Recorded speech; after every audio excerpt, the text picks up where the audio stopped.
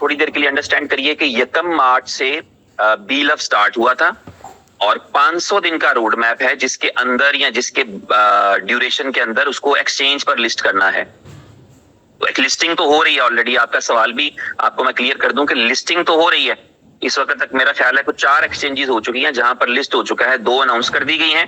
Announcement के बाद क्योंकि लोग उस एक्सचेंज पर जाकर के मैसेज करना शुरू कर देते हैं, ट्रेडिंग कब स्टार्ट करोगे, तो एक्सचेंज इरिटेट होती है, एक्सचेंज के लिए प्रॉब्लम होती है। एक्सचेंज फिर पसंद नहीं करती कि वो रोजाना हमारे हजारों लाखों लोगों को ये जवाब दे कि ट्रेडिंग कब स्टार्ट होगी। ये हमारा काम है, ये आपका और हमारा काम है। हमें पता होना चाहिए कि अभी हम जो लिस्टिंग कर रहे हैं वो लिस्टिंग इसलिए है ताकि हम एक खास टाइम के ऊपर तमाम एक्सचेंजेस पर, जितनी एक्सचेंजेस पर लिस्ट हो सके, वहां पर जो है वो इकट्ठे ट्रेडिंग करवा सकें।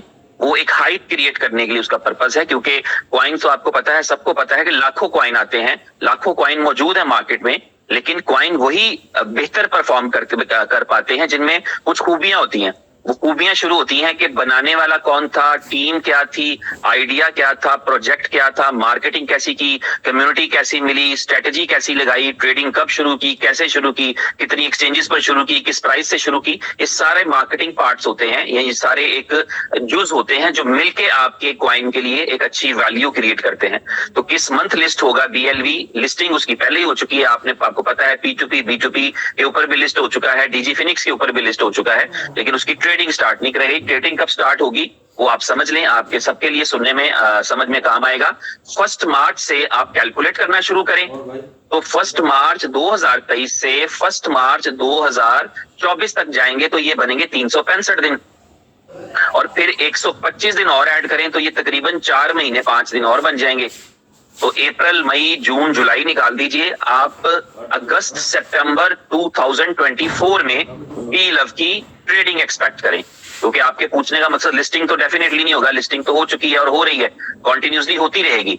अप टू द 10, 20, 30, 40, 50 जितनी एक्सचेंजेस पर लिस्ट करा सकी ये कंपनी बीएलवी को, उतनी एक्सचेंजेस के ऊपर लिस्ट करा देगी और ट्रेडिंग स्टार्ट करेगी। टेंटेटिवली मैं बता रहा हूं आपको, आप अगस्त सितंबर का टाइम अपने ज़हन में रख सकते हैं जब इसकी ट्रेडिंग स्टार्ट होगी। और इसकी ट्रेडिंग को स्टार्ट कराने से पहले, ट्रेडिंग सितंबर की जगह अक्टूबर में भी हो सकती है, वजह क्योंकि उससे पहले ये कंपनी इस तरह का प्लान करेगी कि 2-3 बड़ी यूजेबिलिटी के अंदर जहां पर बीएलवी को कंज्यूम भी कराया जा सके, ताकि जब आप इसकी मार्केट में ट्रेडिंग स्टार्ट करवाएं तो उस वक्त इसके पास एक रियल यूज केस हो, लोगों को इसकी जरूरत हो किसी ना किसी काम के लिए। आप देखते हैं ना, अभी फॉर एग्जांपल आप सबके इल्म में है कि यूएसडीबी आजकल फिर बाय सेल हो रहा है, क्यों लोग ले रहे हैं? अभी मेरे से बंदा पूछ रहा था, यार ये तो अभी लोग क्यों बाय कर रहे हैं? तो मैंने उनको बताया कि इसलिए बाय कर रहे हैं क्योंकि उनकी रिक्वायरमेंट है ये वाली, कि उनको फी के तौर पे करना है। तो इस तरह यूजेबिलिटी या यूज केस हो तो लोग डिमांड करते हैं उस चीज की। तो बी लव के लिए 2-3 बड़े यूज केस बनाए जाएंगे जिसकी वजह से लोग जो है बीएलवी को परचेज कर रहे होंगे। तो बायर्स पहले से मौजूद होंगे। आप ट्रेडिंग एक्सचेंजों पे जब लॉन्च करेंगे, ट्रेडिंग स्टार्ट कराएंगे तो मजीद बायर मिलेंगे आपको उन एक्सचेंजेस की वजह से। और उस टाइम के ऊपर जो है, जो सेलिंग के अंदर लोग होंगे, जो सेल करना चाह रहे होंगे, वो ज्यादातर वो लोग होंगे जिन्होंने पहले से खरीद रखा है। हमेशा किसी कॉइन के अंदर आपको पता है, आज जब ट्रेडिंग वॉल्यूम जनरेट होता है तो कैसे जनरेट होता है? कितना बाय हुआ, कितना सेल हुआ, वो ट्रेडिंग वॉल्यूम कहलाता है। किसी कॉइन के सेलिंग के 10 बिलियन के ऑर्डर लगे हो तो वो ट्रेडिंग वॉल्यूम नहीं है, लेकिन उस 10 बिलियन के ऑर्डर में से $1 का बाय भी हो जाए तो वो $1 का ट्रेडिंग वॉल्यूम बनेगा। इसका मतलब ये होता है कि जब कोई सेल कर रहा होता है तब कोई बाय कर रहा होता है। जब कोई सेल कर रहा होता है उसके पास कोई वजह होती है, और जब कोई बाय कर रहा होता है उसके पास कोई वजह होती है।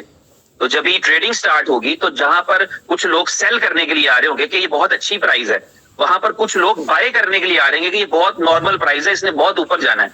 तो दोनों के वीएन के डिफरेंस की वजह से वो ट्रेडिंग होती है। आज जो बीएनबी को सेल कर रहा है उसने शायद $10 पीछे खरीदा